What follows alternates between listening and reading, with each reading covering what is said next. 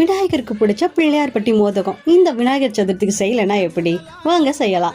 பச்சரிசி 1 கப்பு, அதுக்கு பாதிக்கு பாசி பருப்பு எடுத்து அதை நல்லா வாஷ் பண்ணி காட்டன் துணியில் போட்டு வளர்த்திக்கிறேன். அதை லைட்டாக வானலில் ரோஸ்ட் பண்ணிவிட்டு அது கூட 2 ஏலக்காய் போட்டு ரவை சைஸுக்கு நம்ம அதை திரிச்சு எடுத்துக்கணும். இப்போ வானலில் கொஞ்சமாக தண்ணி விட்டுட்டு நம்ம திரிச்சு வச்சுருக்க அதில் போட்டு நல்லா வேகிற அளவுக்கு அதை வைக்கணும்.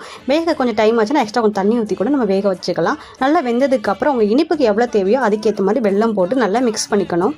இப்போ இதில் நம்ம துருவி வச்சுருக்க தேங்காய், கொஞ்சமாக நெய், லைட்டாக சால்ட்டு போட்டுட்டு நல்லா கிளறிட்டு நம்ம அச்சு வச்சுருந்திங்கன்னா அதில் நம்ம மோதக அச்சு இருந்துச்சுன்னா அதில் இதை நம்ம போட்டு நல்லா அந்த அச்சு வர மாதிரி எடுத்து இட்லி குக்கரில் ஒரு 5 நிமிஷம் வேக வச்சு எடுத்தால் போதும். சூப்பரான பிள்ளையார்பட்டி கொழுக்கட்டை ரெடி ஆகிடும்.